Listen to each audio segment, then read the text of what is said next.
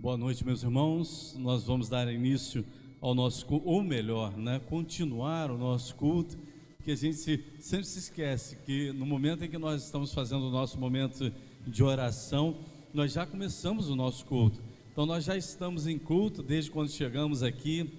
Na realidade, nós já estamos em culto desde casa, desde de manhã. Quando a gente acorda, a gente já sabe que naquele dia tem uma celebração e tem um culto, a gente já se prepara para esse culto. É assim que nós devemos nos comportar, com relação à adoração, com relação ao culto. O culto ele começa antes de chegarmos à casa de oração, que é esse lugar reservado para adoração. E nós vamos estar nesse momento orando, pedindo a orientação de Deus para a continuidade desse culto. Senhor nosso Deus, nosso Pai, muito obrigado, Pai, por mais uma vez estarmos aqui, por esse privilégio santo de sermos Teus adoradores, procurarmos esse lugar para juntos estarmos como igreja de Jesus Cristo em comunhão, Te adorando. Senhor, que tudo que fizermos aqui possa ter a aprovação do Teu Espírito Santo e que tudo possa ser do Teu agrado. Toma-nos em Tuas mãos, usa-nos para a honra e glória do Teu santo nome, fala aos nossos corações, derrama as Tuas bênçãos sobre nós, no nome de Jesus, amém. Amém. Vamos ficar de pé, irmãos, e vamos começar louvando a Deus com o primeiro cântico, o louvor que já está separado aqui pelo Ministério Celebrai. Grande é o Senhor.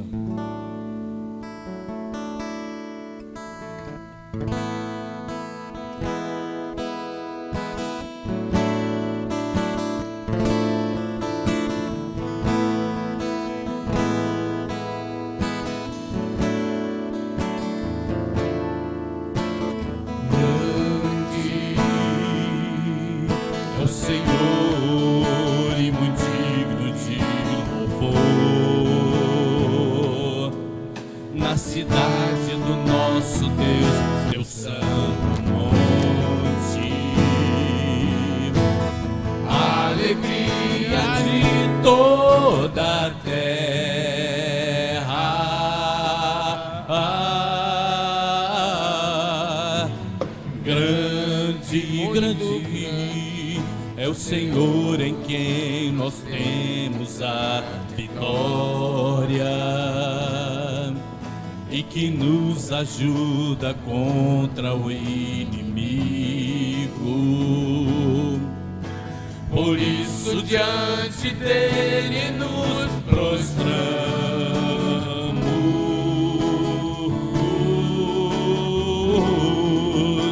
queremos o teu nome engrandecer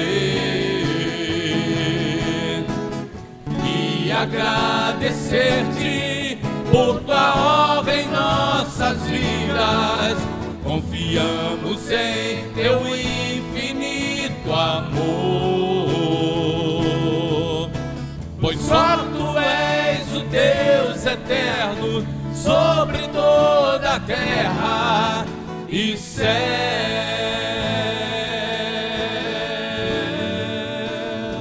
Grande, muito grande é o Senhor e muito digno de louvor. Na cidade do nosso Deus, teu santo monte, a alegria de toda a terra.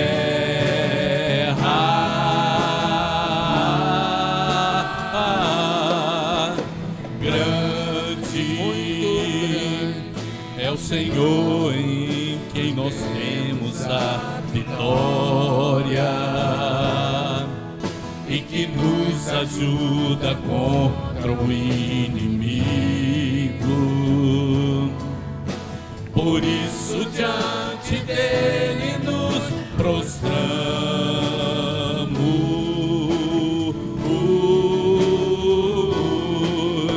queremos o teu nome engrandecer e agradecer-te por tua obra em nossas vidas. Confiamos em teu infinito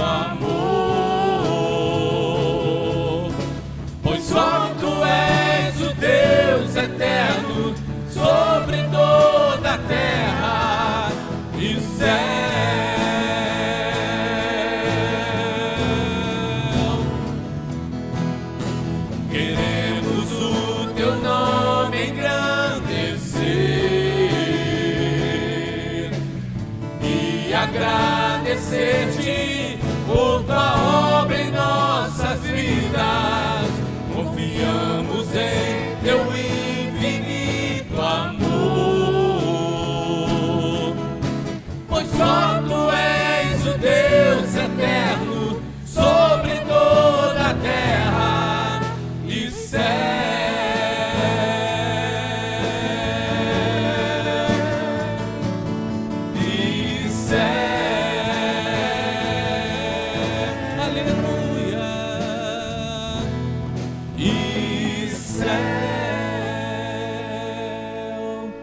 Nós vamos continuar de pé para estarmos orando ao nosso Deus. Logo após nós estaremos cantando mais um louvor. Nós vamos estar nesse momento colocando diante de Deus a coluna de oração.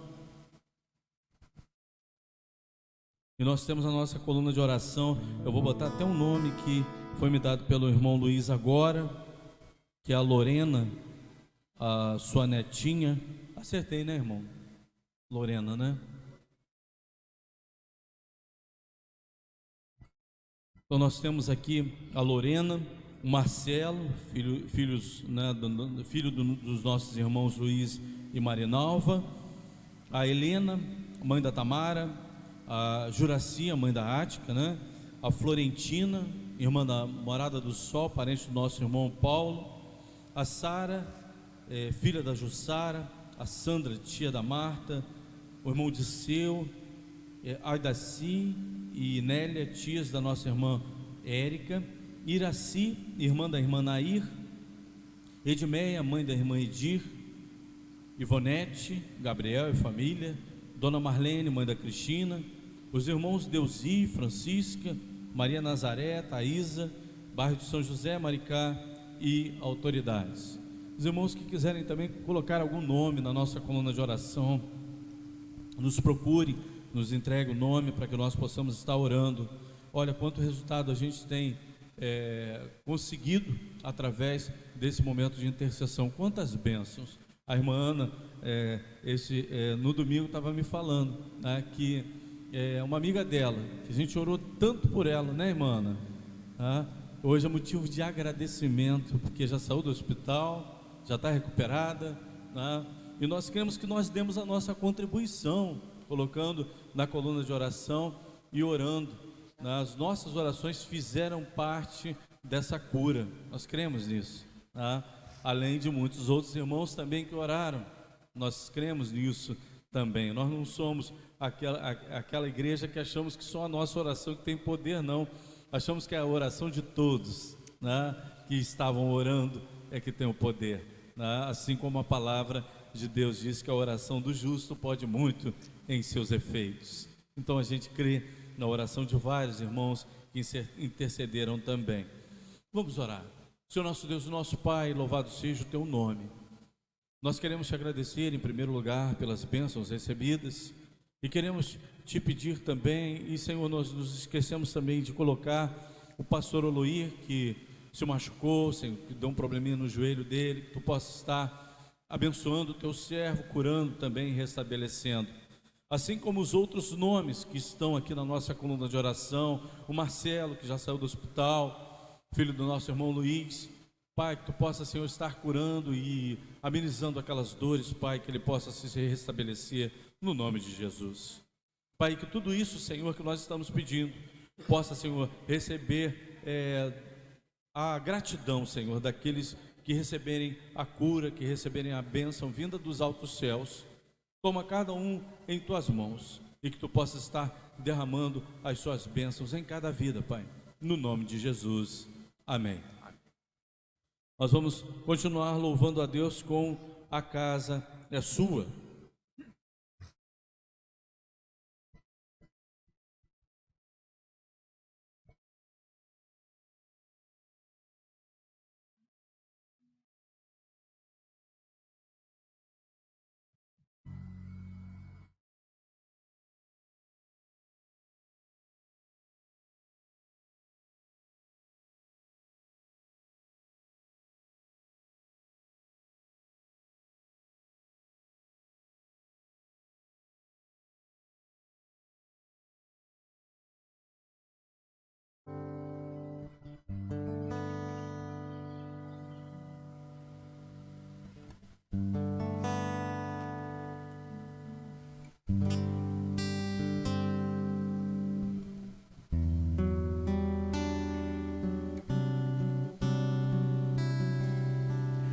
Seja bem-vindo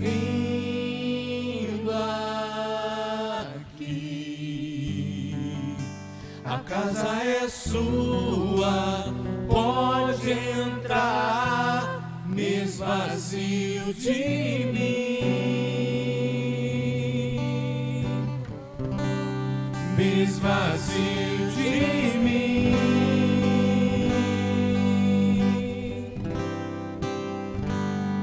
Sopra o teu vento aqui, toma o teu trono, vem reinar, nós queremos te ouvir, nós queremos te ouvir.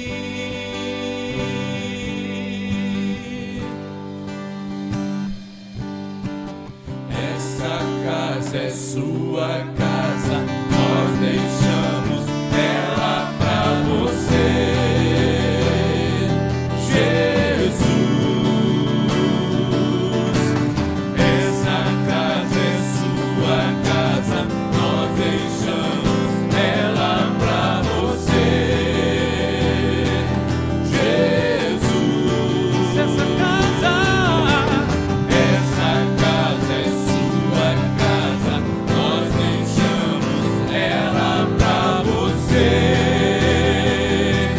Jesus. Essa casa é sua casa, nós deixamos ela pra você, Jesus. Apareça!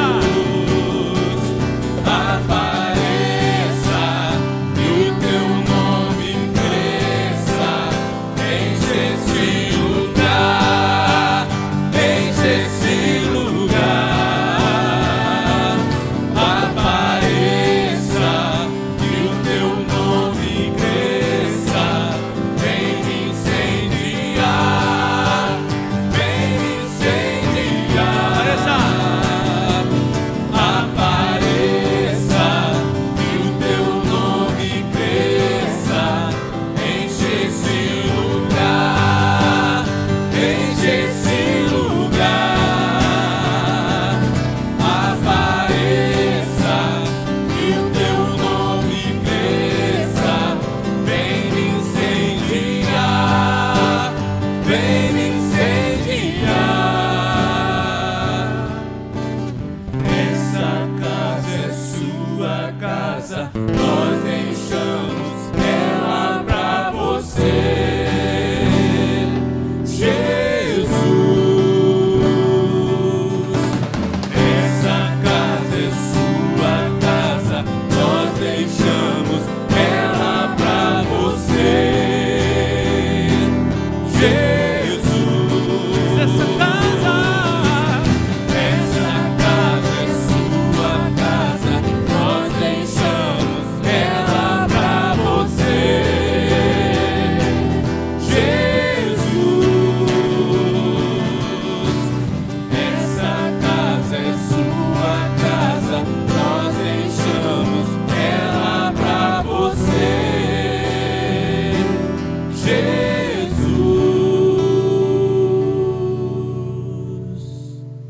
Podemos se sentar, irmãos. Antes de entrarmos no nosso estudo, gostaria de lembrar os irmãos e aqueles que nos assistem pela internet,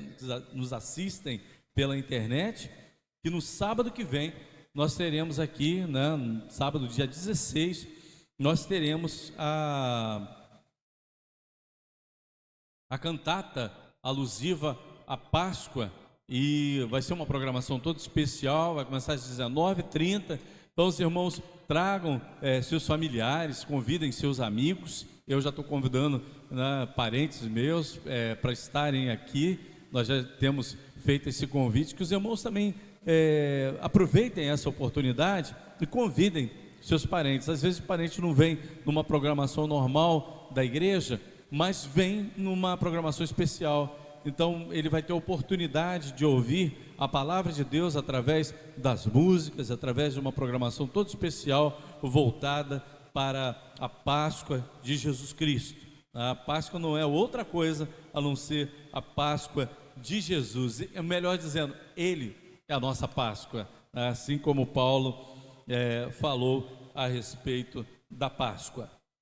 Nós vamos continuar o nosso estudo no livro de Gálatas, capítulo 1, versículos de 1 a 24. Eu vou fazer uma pergunta aos irmãos. Quem nós devemos agradar? A Deus ou aos homens? A Deus, né?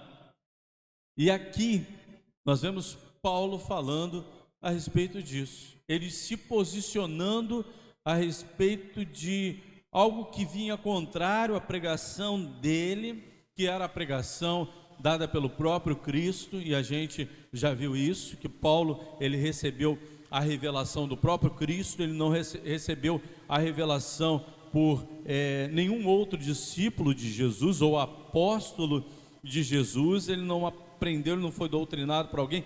Barnabé sim, né? Barnabé, ele ajudou a integrar Paulo à igreja. Barnabé foi um dos companheiros e ele acabou, né, fazendo parte da primeira viagem missionária, evangelizando. Barnabé foi um homem de muita importância no ministério de Paulo, junto às igrejas e também na obra missionária.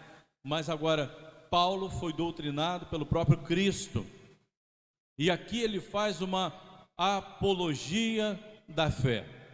Essa carta, ela é chamada a carta apologética, né? Às vezes a gente ouve esse termo assim, a gente fica assim: o que é apologia, pastor? O que é apologeta? O que é apologética, né? Apologia é defesa. Paulo defende o seu ministério, defende aquilo que ele prega, defende o evangelho verdadeiro, não aquilo que as igrejas estavam recebendo e sendo influenciadas, que eram as igrejas da Galácia. Estão lembrados, irmãos? Né?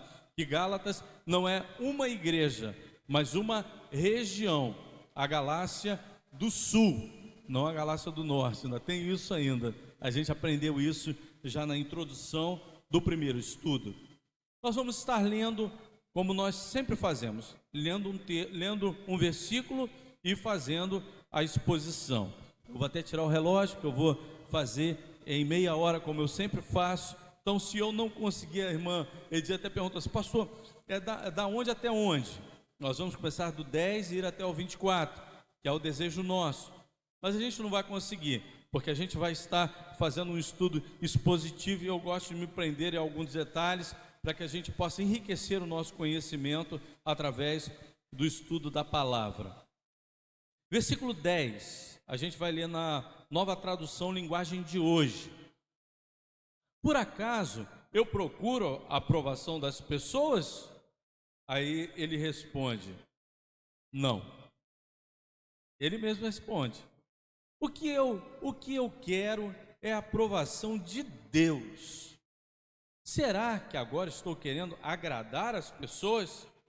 Se estivesse eu, não seria servo de Cristo. Por quê? Por que Paulo está dizendo isso? Os judaizantes, às vezes essas palavras também, é bom a gente dar uma parada para dar uma explicada, né, nessas palavras, para que os irmãos saibam, ouçam, né, essa palavra e tenham um conhecimento. O que são os judaizantes? Eles eram muito apegados à lei, mas não à lei de Moisés. Interessante isso, porque quando o segundo templo ele foi construído, surgiu uma nova religião, a religião judaizante, que começou a acrescentar algumas leis à lei de Moisés. Está lá no Levítico, né? Aquelas leis que veio dada por Deus mesmo. Eles começaram a acrescentar. E eles eram muito fanáticos, muito apegados a detalhes. Por exemplo, número de passos. Na lei de Moisés a gente não encontra isso. E eles começaram a colocar número de passos que as pessoas podiam dar no sábado. Começaram a impor que as pessoas não podiam fazer nada, nem ser curada. Isso não veio da lei de Levítico, não da lei de Moisés, não, dada por Deus a Moisés, não. Isso foi coisa colocada pelos judaizantes dentro do povo de Israel, dentro do conceito de religião judaica, que naquele momento imperava, e que muitos já convertidos continuavam adotando esse tipo de doutrina judaizante. Aí, o que os judaizantes faziam? Olha, Paulo, ele quer facilitar para vocês o evangelho, não colocando sobre vocês a responsabilidade que é o quê? Vocês abraçarem também o judaísmo, que antes do cristianismo veio o judaísmo. Então vocês precisam abraçar. É uma sequência que vocês precisam seguir. Vocês precisam adotar tudo aquilo. Lembra qual eram as principais características de um judeu prosélito? Já expliquei isso na semana passada, já expliquei isso algumas vezes à igreja também. Era o quê? Circuncisão, que era a marca do judaísmo, até na questão pureza, aliança com Deus. Então, eles exigiam isso. O que era uma outra coisa também? A disciplina com relação à comida. Eles não podiam comer qualquer coisa, né, que era proibido lá em Levítico. Depois isso daí tudo foi, caindo. Paulo começou a explicar muito bem o que era a questão da comida, bebida. Não é pela comida, pela bebida que nós herdamos o reino dos céus. Paulo começou a fazer um discernimento melhor do que aquilo que realmente importa. Teve até um colega meu de trabalho que falou assim: pastor, e aí, Semana Santa, qual é a sua dieta? Eu falei: olha, eu não tenho dieta não, eu estou de dieta, eu estou precisando perder minha barriguinha. Mas se vier carne de porco, eu como carne de porco, se vier peixe, eu como peixe, se vier carne, eu como carne. O que vier, eu estou traçando. Falei assim mesmo para ele. Aí ele: esse negócio de dieta, né? Eu falei assim: o que adianta? A pessoa: não como carne na Semana Santa, não. Tá.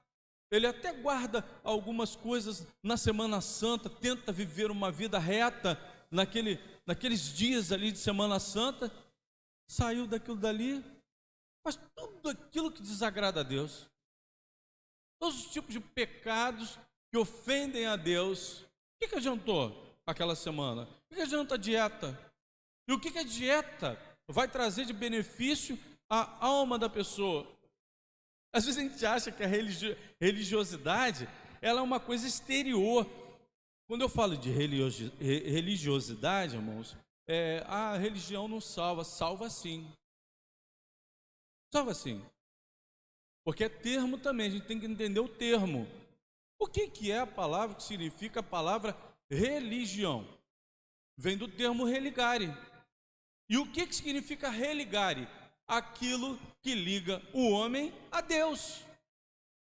E qual é a verdadeira religião? Se nós formos levar isso à verdade bíblica, a verdadeira religião é uma só pessoa, a pessoa de Cristo.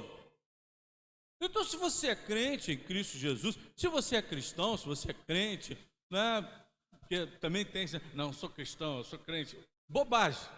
Isso aí é só termo para identificar a sua fé. O importante você é crente em Cristo Jesus, você é cristão em Cristo Jesus, você é religioso em Cristo Jesus, e a sua religião não vem de fatores externos, mas vem de dentro, concebida pelo quê? Paulo está ensinando isso àquela igreja, concebida pela graça de Jesus Cristo, não pela lei que era imposta por aqueles judaizantes que estavam começando a corromper a fé dos Gálatas. A fé que vem de dentro para fora, não vem das coisas exteriores, que nós possamos buscar, né? Ou representando por coisas exteriores. Ah, não, a minha roupa é uma roupa de crente. Por quê? Porque eu uso, né, o meu botão até em cima aqui, né, e uso minha manga comprida e uso isso. Isso daí são fatores exteriores. Às vezes está todo paramentado de crente por fora, mas por dentro ele pode ser uma pessoa que não está vivendo de acordo com a vontade de Deus. Olha que Jesus Cristo pegou pesado com aqueles que, né, andavam com os seus filactérios. O que eram? Os fariseus. Sabe o que são filactérios também? É estudo. Então, os irmãos podem dar uma paradinha para entender isso, né? Os fariseus, eles andavam com papéis amarrados assim na orla das suas vestes. Aquilo eram filactérios. E esses papeizinhos eram pedacinhos da lei. Eram pedacinhos da lei. Por isso que Jesus fala: vocês andam com os seus filactérios, vocês andam com as suas roupas, vocês andam com os seus cerimoniais, vocês andam com as suas regras. Mas agora por dentro vocês são, né, todos cheios de coisas podres. Vocês são sepulcros caiados. Por fora vocês são bonitos, mas por dentro há muita nojeira, há muita podridão. Tá? E Jesus Cristo, quando olha para cada um de nós, não olha como nós estamos no exterior, mas sim no interior.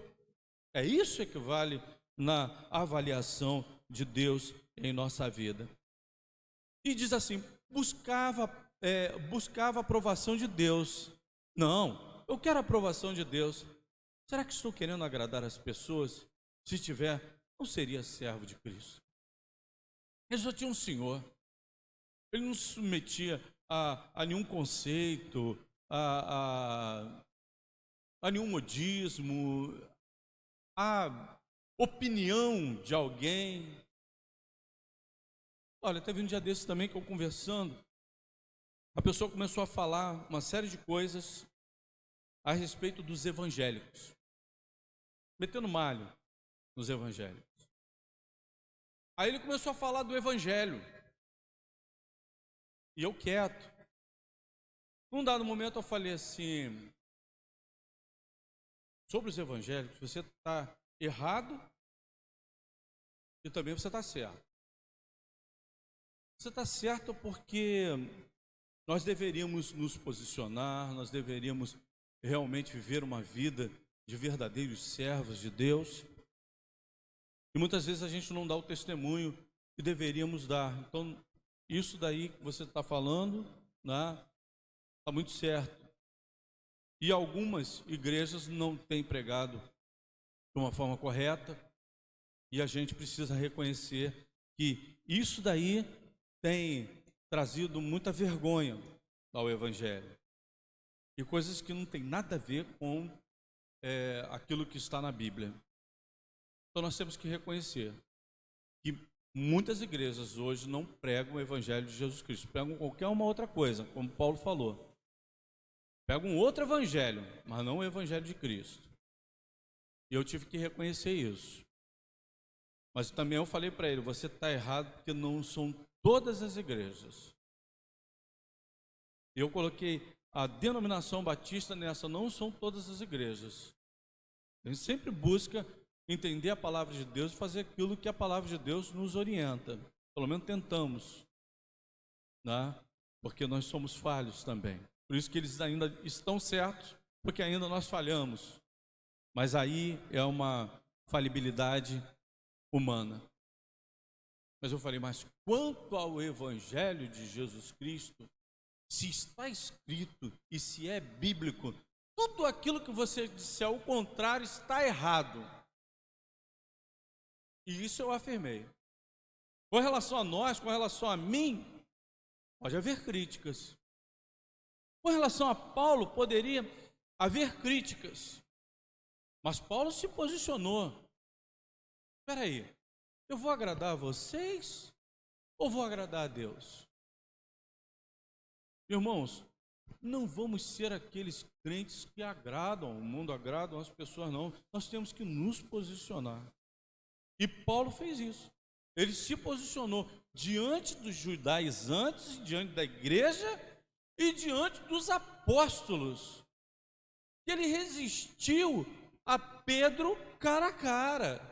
Ele falou: peraí, Pedro, você estava com a gente aqui comendo, você estava com a gente aqui bebendo, você estava se comportando como um gentio. Quando chegou o pessoal da circuncisão, você mudou, Pedro. Ele chama a atenção de Pedro com relação a isso. Paulo se posicionava num verdadeiro evangelho e ele não aceitava outro evangelho. Aí ele continua dizendo: meus irmãos, eu afirmo a vocês que o evangelho que eu anuncio não é uma invenção humana. Paulo mais uma vez está falando àquela igreja que aquilo que ele recebeu foi pelo Espírito Santo de Deus. Irmãos, quando nós estamos pregando a palavra de Deus, estamos pregando o evangelho de Jesus Cristo, tem a palavra sendo pregada? Sim. Mas o que é o principal na hora daquela pessoa receber essa palavra? A atuação do Espírito Santo de Deus. E Paulo estava ciente de que tudo aquilo que ele escrevia, tudo aquilo que ele ensinava era direcionado pelo Espírito Santo de Deus. Não era a aprovação feita pela tinta da caneta, pela lei. Ele estava rompendo com isso. Ele estava entrando no evangelho mais espiritual, mais revelação de Deus mesmo. E a gente tem que buscar isso, nos encher com o Espírito Santo de Deus, para que a gente possa entender o que a palavra de Deus diz, para que a palavra de Deus ela permaneça em nossos corações, ainda, vamos dizer assim, fazendo o efeito que ela quer fazer na nossa vida. E isso só acontece quando nós nos submetemos ao Espírito Santo de Deus. Eu não recebi de ninguém, e ninguém ensinou a mim, mas foi o próprio Jesus Cristo que revelou para mim. Paulo, como eu falei para os irmãos, quando ele se converte, ele sai, fica 2 anos, ele vai para a Arábia, e ali ele fica 2 anos ali, estudando a palavra de Deus e separado das pessoas. Daqui a pouquinho, Barnabé sai de Antioquia, vai lá buscar Paulo, fala: Paulo, vamos lá para Antioquia, que a igreja de Antioquia precisa de você. Pega Paulo e vai para Antioquia. Mas naqueles 2 anos ali, Jesus Cristo ele foi dizendo, né, a Paulo tudo aquilo que ele precisava para pregar o evangelho que Jesus Cristo queria que ele pregasse. Ele foi preparado pelo próprio Jesus Cristo. O seu seminário não foi com os apóstolos. O seu seminário não foi na igreja de Antioquia. O seu seminário, ele foi pela revelação de Jesus Cristo. Paulo deixa muito claro isso. Versículo 13 diz assim: vocês ouviram falar de como eu costumava agir quando praticava a religião dos judeus. Sabem como eu perseguia sem dó nem piedade a igreja de Deus e fazia tudo para destruí-la. Vamos lembrar aquilo que Paulo fazia? Em primeiro lugar, qual o primeiro momento que a gente vê Saulo ele entrando na história do livro de Atos? Vamos ver quem é bom de Bíblia. Na morte de Estevão, quando ele pega a capa, né, e daqueles que estão apedrejando e concordava com a morte de Estevão. Em segundo lugar, ele está indo para um lugar, ele está indo para pegar cartas com o sumo sacerdote e está a caminho de algum lugar para poder também encerrar pessoas na prisão. É no momento em que ele se converte, no caminho de Damasco. E a igreja estava apavorada, né, sabendo que ele estava indo para lá, e ele chega a dizer o seguinte, em Atos capítulo 22, 19: eu respondi: Senhor, eles sabem muito bem que eu ia às sinagogas e prendi os que criam em ti e batia neles. Paulo não só prendia, ele batia nos crentes que ele conseguia prender. Mas ele entende que aquela religião que ele estava seguindo, ele era fanático, vamos dizer assim. Ele era fanático pela religião no qual ele seguia. Ele diz assim, em 1 Timóteo capítulo 1, versículos 14, 15 e 16: e o nosso Senhor Jesus derramou a sua imensa graça sobre mim e me deu a fé e o amor que temos por estarmos unidos com Cristo. O ensinamento verdadeiro e que deve ser crido e aceito de todo o coração. Cristo veio ao mundo para salvar os pecadores, dos quais eu sou o pior. Isso continuava no coração de Paulo. Ele entendeu o seguinte: olha, se Deus foi tão misericordioso comigo e derramou tanta graça sobre mim, que eu merecia o quê? Morrer. Paulo merecia morrer. Porque ele tinha encerrado muitos crentes na prisão. Depois disso, muitos desses crentes foram condenados à morte. Quem levou esses crentes à morte? Em primeiro lugar, Paulo, por ter encerrado esses crentes na prisão. E Deus, por sua graça e por sua misericórdia, mesmo assim, separa Paulo. E ele se declara o pior. Mas por que ele estava falando isso? Porque Paulo estava dizendo para tantos judaizantes quanto os crentes na Galácia: olha, eu fui zeloso como fariseu. Porque ele chega a dizer que era fariseu de fariseus. Paulo, ele chega a dizer isso. Eu estava lendo um comentário de que Paulo, pela dedicação que ele tinha e pelo conceito que ele tinha junto ao Sinédrio e ao sumo sacerdote, Paulo possivelmente ele seria um sacerdote futuramente. E ele poderia exercer até a função de sumo sacerdote periodicamente, porque era revezado, né, essa função de sumo sacerdote na hora do sacrifício. E Paulo poderia chegar a essa condição de sumo sacerdote, de tão dedicado que ele era, zeloso. Irmãos, no Evangelho temos que buscar o mesmo zelo, como nós temos zelo pela nossa vida particular, né? Nossa vida secular, vamos dizer assim, o nosso emprego, nós zelamos pela nossa saúde, nós temos que zelar também pela nossa vida espiritual.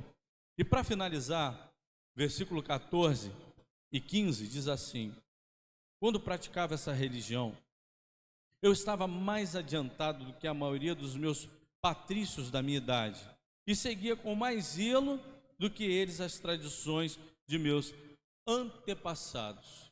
E aí ele começa a dar uma lista daquilo que ele era em Filipenses capítulo 3, versículos 5 e 6. Ele diz assim: fui circuncidado quando tinha 8 dias de vida, sou israelita de nascimento, da tribo de Benjamim, de sangue hebreu. Quanto à prática da lei, eu era fariseu. Eu era tão fanático que perseguia a igreja quanto ao cumprimento da vontade de Deus por meio da obediência à lei. Ninguém podia me acusar de nada. Paulo fala com aqueles judaizantes o seguinte: olha, se vocês querem falar sobre lei, eu sei mais de lei do que vocês. E o que eu fiz? Isso tudo que eu sabia, eu refutei por nada. Ele chega a dizer isso. Aquilo tudo que eu aprendi, agora eu tenho como nada. Porque o mais importante agora eu recebi, que é a revelação de Deus na minha vida em Jesus Cristo, a graça de Deus e a atuação do Espírito Santo. E ele queria pregar o evangelho da cruz. E em versículo 15 diz: porém Deus na sua graça me escolheu antes mesmo de eu nascer e me chamou para servi-lo. É um pouquinho contradizente esse versículo? Eu acho. Eu li, aí eu pensei assim, logo de cara eu vi, peraí, parece meio contradizente. Parece que está contradizendo o que foi a vida de Paulo. Se ele foi separado desde o ventre da mãe, como é que ele poderia ser um homem tão perverso, usado para castigar o cristianismo, perseguir o cristianismo no início dele? Porque Paulo entendia o seguinte, que os propósitos de Deus na vida dele já estavam determinados desde o seu nascimento. E a condução da vida dele também. Se ele andou em um dado momento perseguindo a igreja, Deus tinha um propósito de pegar aquele homem que ninguém acreditava nele, para usar ele como vaso de bênção na obra do Senhor. Porque olha, quando Paulo começou a pregar, as pessoas começaram a ficar desconfiadas. E ele chegou a um dado momento que ele foi perseguido tanto por judeus como pelos crentes, que estavam com medo dele, achando que ele estava querendo, né, usar ali como espião duplo, né? Ele queria, né, engambelar os crentes para que eles acreditassem que ele era crente, para poder entrar no meio e capturá-los, né? Então ele começou a um dado momento a ser perseguido pelos crentes e também pelos judeus. Mas depois que ele começou a pregar o evangelho, as pessoas começaram a se converter. Sabe qual era a notícia? Olha, aquele que perseguia, aquele que encerrava em prisões, aquele que batia nos crentes, agora ele prega o evangelho de Jesus Cristo. Isso era testemunho em todos os lugares. As pessoas que conheciam a Paulo, os fariseus, os sacerdotes, falaram assim: meu Deus do céu, como pode ter sido transformado dessa forma? Graça de Jesus Cristo. E aí a vida de Paulo virou um testemunho diante das igrejas. Então ele não cansava de testemunhar isso para os fariseus, para os judaizantes, para os crentes em Cristo Jesus. E é isso que Deus faz na vida do ser humano, com a sua graça. Ele transforma. E assim transformou a vida de Paulo. Duas coisas que a gente pode tirar daí: o testemunho que Paulo dava, o seu posicionamento, quer dizer, mais coisas, né? Estou citando: seu testemunho, seu posicionamento, e ele não se deixava ser levado por opiniões contrárias à palavra de Deus, tá? E a gente tem que fazer isso também, tá? Não nos deixar induzir pelas coisas que estão acontecendo novas aí nas igrejas. São umas coisas que estão me surpreendendo. Até quando a gente entra numa igreja eu fico surpreso. Algumas coisas que estão acontecendo dentro da igreja. Até com cor de igreja eu estou me surpreendendo ultimamente, né? Então as coisas que estão acontecendo dentro de algumas igrejas, que as igrejas estão ficando de cor assim, meio estranha. Eu fico assim, meu Deus, mas por quê? Qual o propósito? As igrejas eram sempre clarinhas, sempre com cor, né? Agora escura, jogando luz em cima de um púlpito, de um palco, cheio de luzinhas. O foco é onde? O foco é quem? Eu fico meio preocupado com essas coisas. Eu estava até conversando com um colega meu, um irmão em Cristo Jesus. Eu falei assim: eu vou ficar ultrapassado. Falei para ele: ultrapassado como? Como pastor, eu vou ficar ultrapassado. Eu vou continuar defendendo a igreja como ela era. As pessoas não querem mais isso. Elas querem foco, elas querem luzinha, elas querem alguma coisa diferente. Eu vou continuar pregando o evangelho de Jesus Cristo. Vou continuar adotando aquilo que deu tão certo para tantas gerações. E por que a gente tem que mudar agora? Uma denominação, eu não sei se eu falei isso para os irmãos, um pastor de uma denominação, de uma outra denominação, virou e citou: olha, as igrejas presbiterianas, as igrejas batistas, as igrejas congregacionais, elas eram igrejas de raízes, mas agora parece que elas perderam as suas raízes, e elas eram um exemplo para nós, tá? Eu não vou citar a denominação, mas foi um pastor de uma outra denominação, e ele falou isso. Irmãos, temos que ser crentes de raiz, temos que cultivar isso, para que sejamos também firmes em tudo aquilo que aprendemos e tudo aquilo que usamos para a nossa vida dentro da palavra de Deus. Que Deus nos abençoe. Nós vamos estar louvando, né, com mais 2 cânticos, é isso? Separaram 2, né? A gente vai estar louvando a Deus e logo depois nós estaremos orando, encerrando e indo lá para a nossa comunhão, né? Hoje é o dia que começa a nossa comunhão juntos lá, tempo da gente bater um papinho também, logo depois do culto. Não vai embora, que a coisa lá atrás está boa, né? Também. O cheiro está chegando aqui, o Mozariel está falando, tá? E é verdade, está até me atrapalhando, Vamos estar louvando a Deus com mais esses 2 louvores, logo após estaremos encerrando.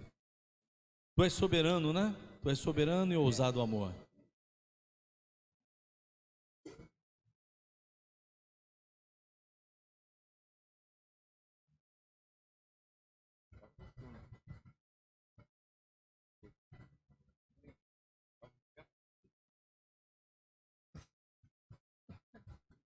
Jonathan já estava comendo lá atrás, hein? Tu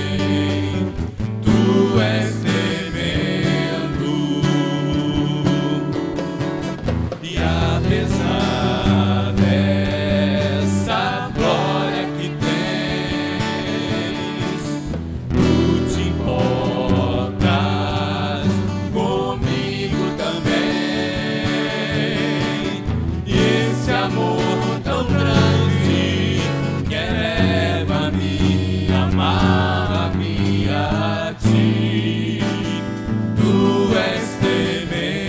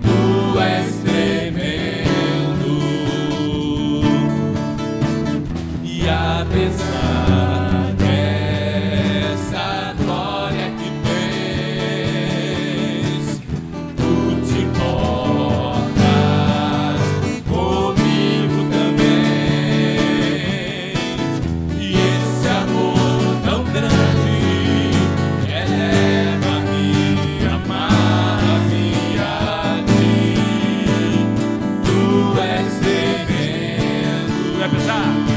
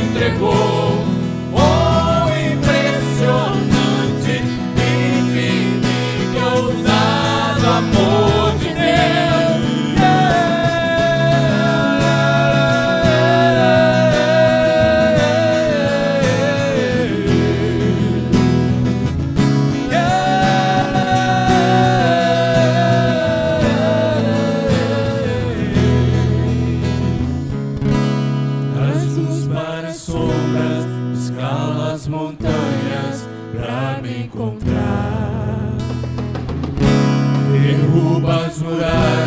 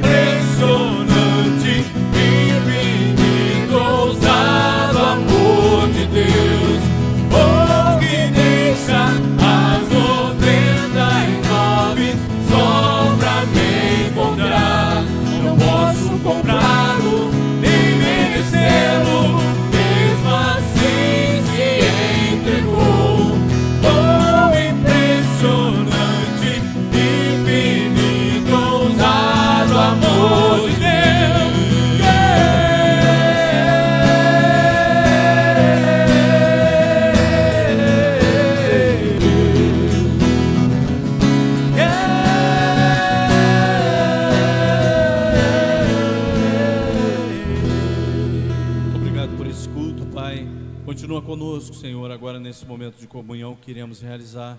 Toma a tua igreja em tuas mãos, no nome de Jesus. Amém.